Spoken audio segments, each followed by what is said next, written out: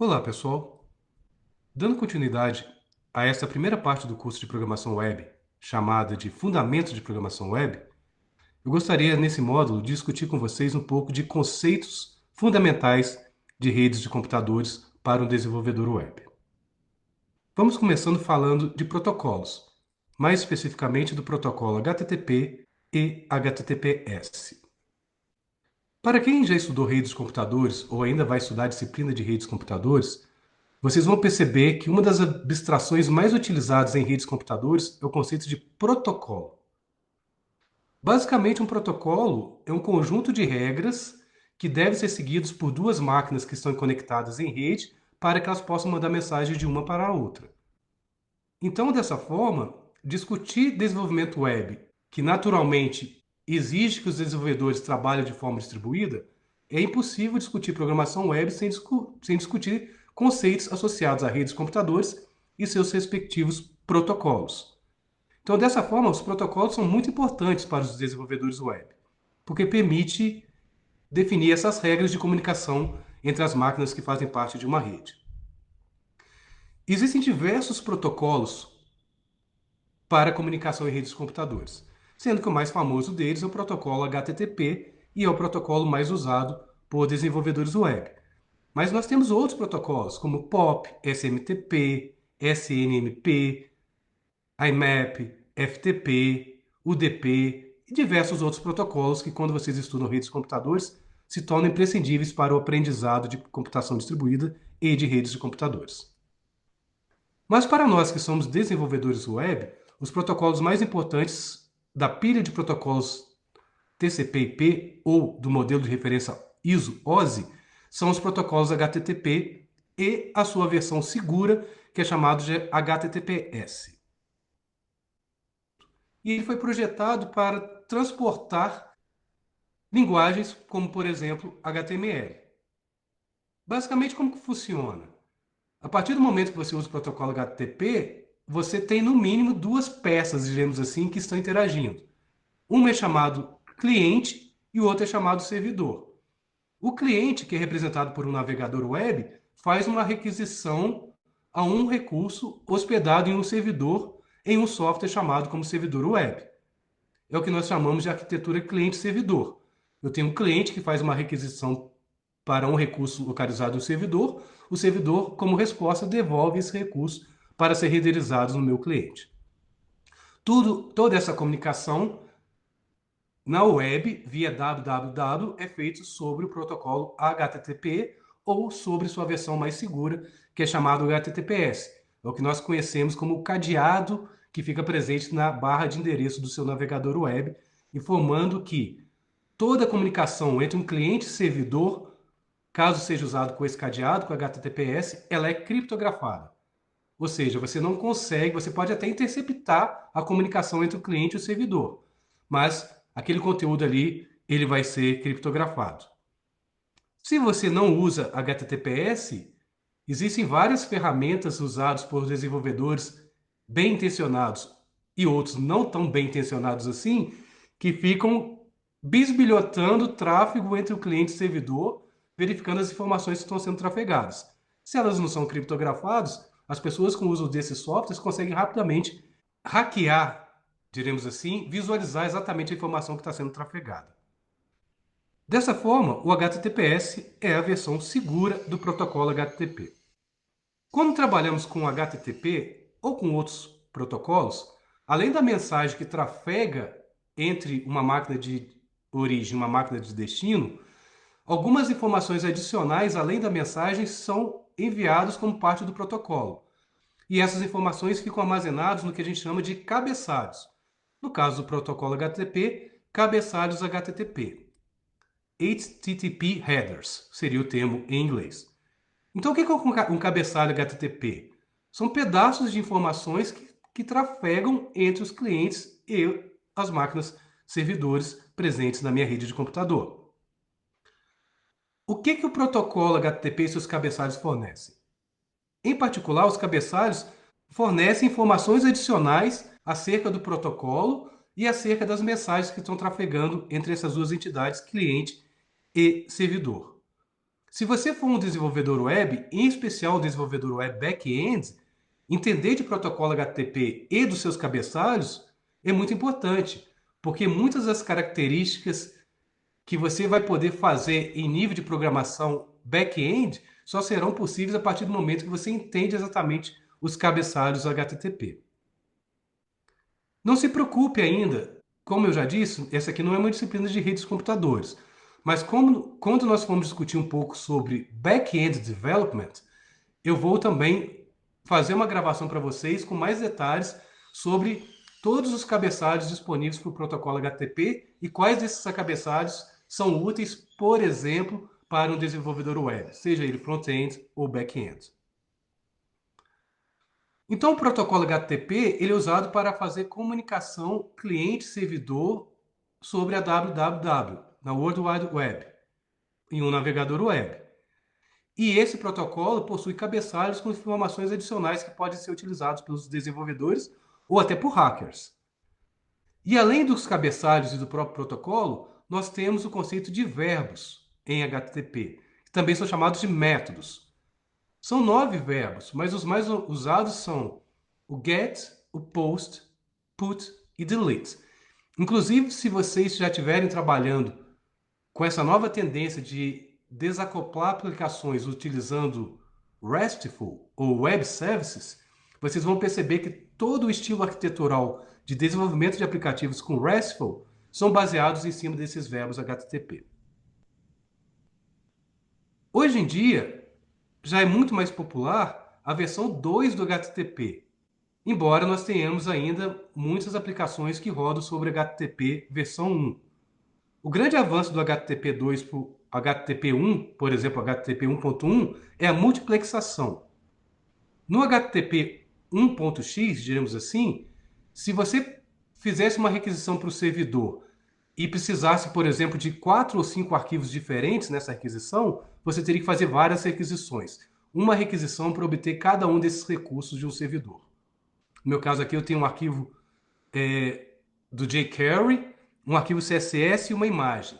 Então, na versão 1.x HTTP, eram feitas 3 conexões TCP para obter esses 3 recursos. Com HTTP 2, você tem multiplexação, ou seja, com uma conexão só é possível você obter todos esses recursos. Em outras palavras, o HTTP 2 tem um desempenho muito maior quando comparado com o HTTP 1.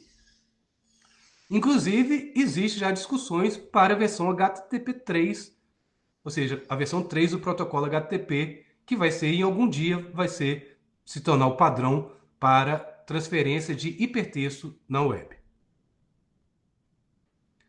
Outros protocolos muito famosos, além do HTTP, basicamente esse é o par de protocolos mais famosos da internet, que é o TCP/IP. São imprescindíveis também para entendimento quando trabalhamos com desenvolvimento web ou quando vocês forem aprender redes de computadores. O TCP/IP é tão famoso que muita gente fala modelo de rede TCP/IP, ou pilha de protocolos TCP/IP. Embora essa pilha, na verdade, tenha mais protocolos do que apenas TCP e protocolos IP. Então, mais uma vez, o que é um protocolo? É um conjunto de regras para comunicação em rede. O HTTP é um desses protocolos, que permite transportar hipertexto em rede. O TCP e o IP são outros protocolos, em outras camadas do modelo de hierarquia de protocolos em rede, e tem suas funções bem definidas. Esses 2 protocolos são a base para a comunicação em redes na web. O TCP é o protocolo de controle de transmissão e o IP é o protocolo internet. Antes, diremos assim, do TCP/IP se tornar popular lá na década de 60 e 70, você já tinha teoricamente uma rede de computadores, só que um computador era ligado diretamente a outro computador por cabos. A partir do momento que foi desenvolvido o TCP/IP, foi inventado, você consegue ter vários tipos de topologias diferentes de redes de computadores se comunicando entre si. Mas basicamente qual que é a ideia? Né? Então são 2 protocolos distintos. O TCP é um protocolo da camada de transporte. O IP é um protocolo da camada de rede. O HTTP é um protocolo da camada de apresentação, ou camada de aplicação, outro nome que é dado. Então cada um desses protocolos reside numa camada diferente de uma pilha de protocolos TCP/IP. Quando você faz uma comunicação em redes, uma coisa que vocês vão perceber é que as mensagens que vocês estão trocando entre os computadores da rede, elas não são enviadas na íntegra, elas são quebradas. Elas não são enviadas como um arquivo único. Elas são quebradas em pedaços menores chamados pacotes. Uma das grandes vantagens de pacotes é que cada pacote pode sair da origem para o destino seguindo caminhos diferentes na rede. Isso é muito bacana, porque você pode ter uma parte da rede, por exemplo, congestionada, e aquele pacote, mediante uma série de algoritmos que já são implementados nas redes de computadores, pode seguir um novo caminho para até chegar no seu destino, aumentando assim, por exemplo, a taxa de transferência. Então, o TCP é um protocolo que permite a comunicação com confirmação entre duas partes, entre dois computadores em uma rede. O IP determina qual é o endereço, qual é o destino dessa transmissão. Quero mandar uma mensagem de um computador A para o computador B, o TCP vai quebrar em pacotes essa mensagem, o endereço IP vai fornecer qual é o endereço do meu destino. Existem várias versões do protocolo IP, né? Tem a versão 4, a versão 6, que está sendo muito utilizada também, mas aqui tem um exemplo do que deveria ser um protocolo IP.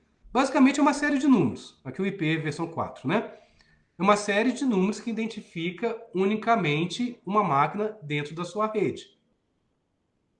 Quando vocês forem estudar redes, vocês vão ver que nós temos endereços IPs válidos e não válidos. Ou, em outras palavras, endereços IPs roteáveis e não roteáveis. Endereços da faixa 192 são os chamados endereços IPs não válidos. Eles funcionam apenas dentro de uma rede local. Se você tiver uma rede de computador wireless, por exemplo, em casa, com access points, você vai perceber, por exemplo, que os endereços das suas máquinas que estão conectados no access points normalmente são da faixa 192.168 ou da faixa 10 ponto alguma coisa, que são os endereços não roteáveis, não válidos. Já os endereços dos roteadores são endereços IPs válidos. Eles estão diretamente conectados na internet. Eles têm endereços válidos. Por exemplo, da faixa 200. Isso aqui é um endereço IP válido. Como que a gente identifica um recurso na web? Um arquivo, um documento HTML, um vídeo, um áudio. Isso é um recurso. Como que a gente localiza um recurso na web? A gente usa alguns conceitos associados à identificação de recursos e localização. Eu não vou entrar muito na questão filosófica. Eu normalmente falo URL, endereço URL, Uniform Resource Locator. Mas existem algumas diferenças. Você tem URLs, URNs, URIs e também o conceito de portas. Mas vamos imaginar assim, um recurso disponível na internet, na web, ele é identificado por um URI e é localizado e identificado por uma URL. Talvez seja uma forma mais simples de você talvez enxergar. Então, o URI é a identificação do recurso. A URL inclui, inclusive, a localização desse recurso. Então, eu peguei uma definição formal, se eu não me engano, do Mozilla Developer Network. Então, uma URL é um localizador que segue um padrão que aponta para um recurso específico na web. Então, observe que nessa definição, a gente está falando que a URL identifica um recurso. Esse recurso pode ser um documento HTML, pode ser um JavaScript, pode ser uma foto, pode ser um vídeo, pode ser um documento XML. Ou seja, um recurso é algo que está disponível para ser acessado via web. E observe que na definição de URL é a localização de um recurso em algum lugar na web. Esse algum lugar é o endereço onde está esse recurso. Normalmente, esse endereço é o endereço IP, endereço da máquina que está conectado na internet com esse recurso. Só que ninguém lembra dos números IPs. Fica difícil decorar números IPs. Então nós temos na jogada uma outra abstração, que é um conceito de servidor de nomes, que basicamente são máquinas em hardware e software que fazem o mapeamento entre o endereço IP e um domínio legível, que seja fácil de recordar. Todo mundo lembra www.google.com, mas isso na verdade tem um endereço IP associado com esse nome google.com, que é manipulado, que é mapeado a partir do conceito de servidor de nomes, DNS. Então, alguns exemplos de URLs aqui. A forma mais comum de URI, URL é um tipo de URI, a forma mais comum são os endereços web. onde eu informo o protocolo, o nome de um domínio e o caminho para algum recurso que eu quero localizar dentro daquele servidor web. Dessa forma, uma URL é composta de diversas partes. Algumas são obrigatórias, outras opcionais. Imagina um exemplo mais complexo de URL aqui. E eu vou, daqui a pouco, destrinchar cada uma dessas partes dessa URL para vocês terem noção o que é obrigatório, o que não é obrigatório. Além de URI e URL, eu tenho o conceito também de URN. O URN nada mais é do que identificador para um recurso dentro de um namespace em particular. Então, só de curiosidade, a gente não usa muito os conceitos de URN enquanto desenvolvedores web, vamos usar mais o conceito de URL. Mas só de curiosidade, se você pegar nesse número 1 aqui, esse endereço URN, dois pontos, e SBN, dois pontos, esse número, é um identificador único usando o URN para esse livro do George Orwell, 1984. Para quem gosta de literatura, eu recomendo esse livro, um dos grandes livros que eu já li na vida. É um livro que basicamente trata de regimes autoritários.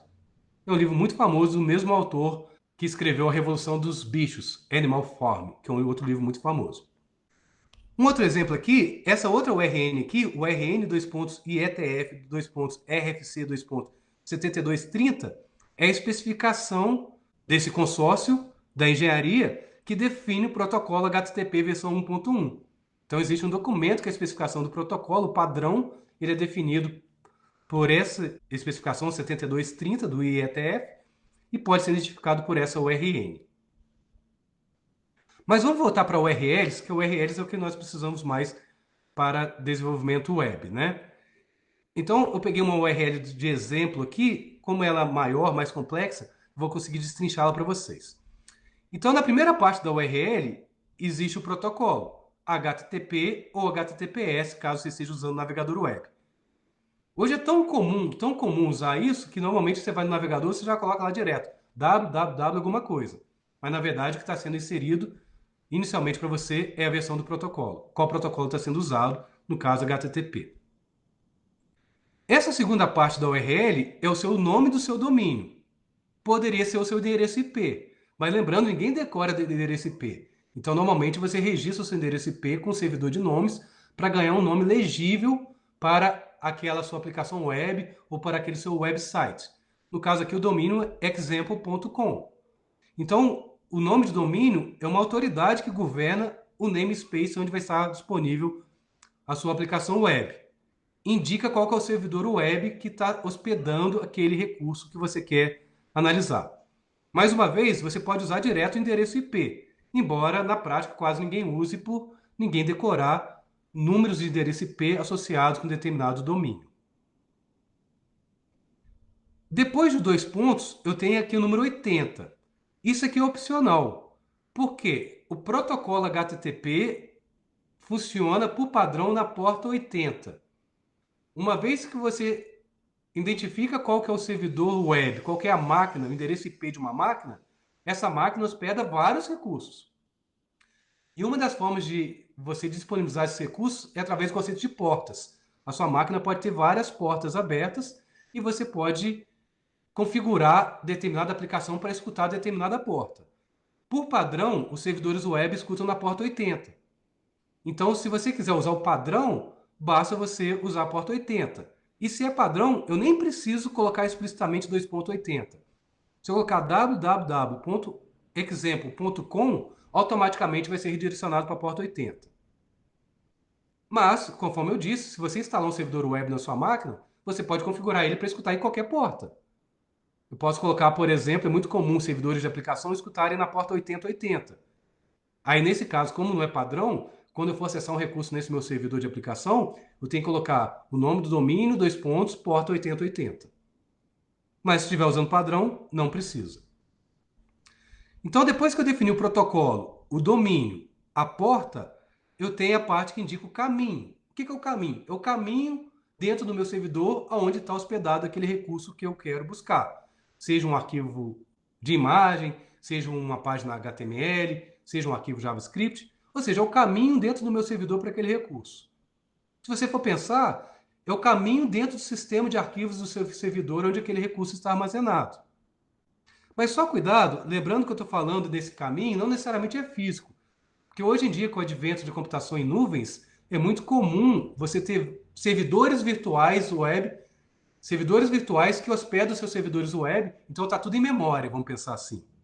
Tudo rodando numa máquina física, mas eu tenho dezenas, às vezes centenas de servidores virtuais em cima de uma mesma máquina física. Então, hoje em dia, saber se aquele recurso que você está acessando está fisicamente ou está em memória é um pouco mais complexo. Então, quando eu falo caminho aqui, pensa, um caminho no sistema de arquivos do meu servidor web que não necessariamente está em uma máquina física. No meu caso aqui, eu dei path barra to barra myfile.html. Então, teoricamente, seria um diretório chamado path, um diretório, subdiretório to, e para chegar no meu arquivo myfile.html. Depois da localização do meu recurso, observe que eu tenho interrogação e alguns pares de chave e valor, separados por ampersand e comercial. Isso aqui são parâmetros que você está passando para aquele recurso que você está buscando no servidor web. No meu caso, eu estou passando dois parâmetros. Um parâmetro chamado chave 1 com determinado valor e um parâmetro chamado chave 2 com valor 2. Isso é muito comum, por exemplo, quando você tem um formulário web, quando você preenche o formulário e dá um submit, se você for na barra do navegador web, você vai ver que aqueles campos dos formulários e os valores que vocês preencheram, eles podem ser exibidos via parâmetros no seu navegador web. Se você fez da forma teoricamente sugerida, todos os formulários são enviados via post. Aí você não vai ver na URL esses parâmetros, mas eles são trafegados via protocolo HTTP. Esses parâmetros ficam disponíveis para a máquina servidor, para que a sua aplicação do servidor consiga ler esses cabeçalhos, capturar esses parâmetros e fazer alguma lógica de negócio. Também, esses parâmetros que são passados após o caminho para um recurso no servidor, também isso aqui é chamado de query string. É string de consulta. É string que você passa os parâmetros para serem usados no back-end. E por final, repare que eu coloquei um hashtag, um pound signs, cerquilha, jogo da velha. Eu tenho uma cerquilha e uma string. Isso aqui é chamado âncora.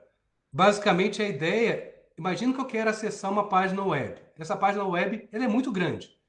Tem lá, sei lá, 20 mil, 50 mil linhas.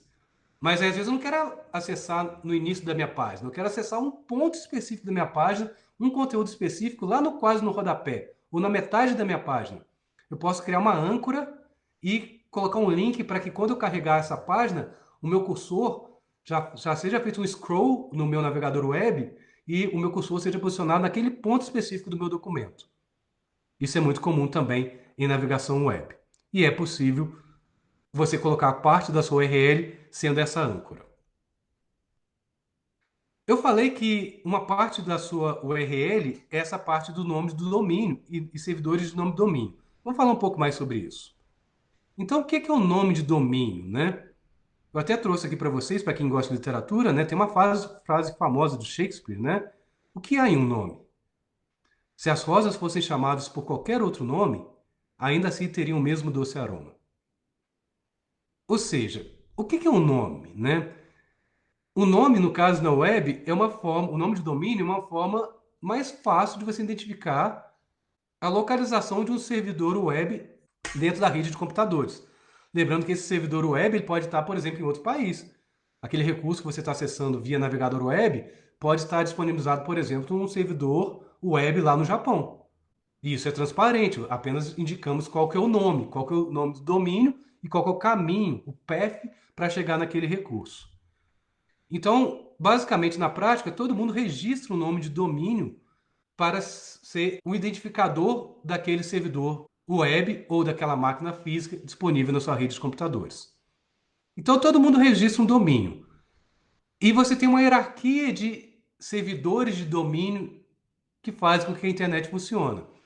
Você tem o que a gente chama de top level domain, que basicamente é a extensão final do seu domínio.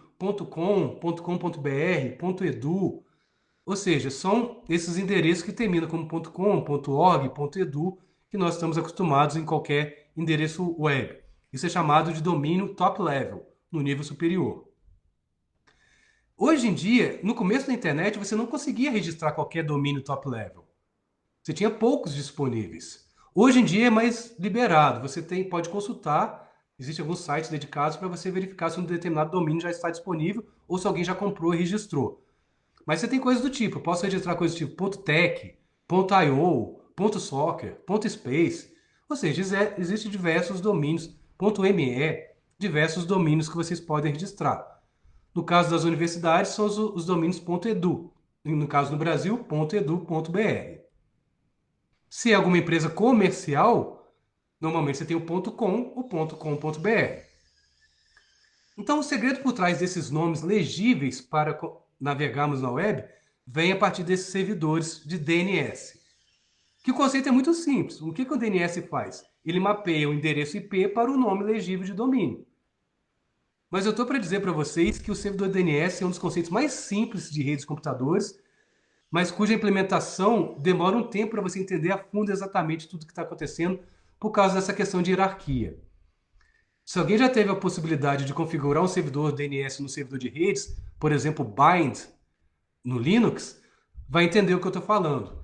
São algumas configurações um pouco complexas que você tem que fazer para que tudo funcione direitinho, para que o seu servidor DNS local consiga responder, interagir com outros servidores DNS disponibilizados na internet e responder às consultas por nome. Então fica aí um bom exercício. Quem já configurou algum servidor em Linux de rede, um servidor de rede, configurar um Bind é um excelente exercício para verificar como que funciona o servidor de DNS na prática, configurado internamente. Então, voltando na nossa discussão, o que é um DNS? Então, simplesmente é um sistema disponibilizado na web, em software e em hardware, que traduz endereços IPs para nomes de domínio. Esse 216, 239, 36, 117 é o endereço IP do Google, de uma das máquinas do Google. E você tem diversos outros que eu trouxe aqui para vocês. Então, quando a gente digita no navegador web, por exemplo, https, facebook.com, várias coisas acontecem, né? Nós estamos usando o protocolo HTTPS, ou seja, a comunicação é criptografada, e esse endereço facebook.com, ele vai ser transformado no endereço IP pelo seu servidor DNS na sua rede, que vai disponibilizar o endereço IP para que você possa acessar o recurso. Então, para entender um pouco melhor, nós temos, na verdade, uma hierarquia de servidores DNS na internet. Você tem o seu servidor DNS local, que você configura para poder responder esse mapeamento de endereço IP para nomes de domínio, mas você tem uma hierarquia de servidores DNS na web. Você tem os DNS raiz, você tem o top level, você tem o autoritário, desculpa. São um conjunto de servidores DNS disponíveis na internet que trabalham em conjunto para ficar respondendo para cada uma das partes do seu domínio. A gente viu que o .com.br, por exemplo, ele é respondível por um top-level DNS server. Um servidor DNS autoritário, ele comanda uma determinada zona da internet, um conjunto de IPs que ele fica responsável por responder. O seu servidor local converte a sua máquina local para o endereço IP. Então, todos esses DNS trabalham em conjunto para poder resolver um nome de domínio completo. Até trouxe para vocês aqui, há algum tempo, em 2020, eu estava discutindo na sala do Flávio, do professor Flávio de Redes, da Unifal, justamente esse funcionamento interno de DNS, e ele estava justamente explicando isso para mim, como que funciona a resolução do endereço da Unifal. É como se tivesse um ponto aqui no final do BR, que é resolvido pelo servidor DNS root que está disponível na internet. O .edu.br, o br.edu é o servidor DNS autoritário. E eu tenho um servidor DNS local dentro do Unifal, lá no CPD, no NTI, que responde pelo Unifal MG. Então, quando eu faço uma consulta unifalmg.edu.br, é consultado uma série de servidores DNS para que assim eu consiga gerar o endereço IP para localizar aquele recurso na rede.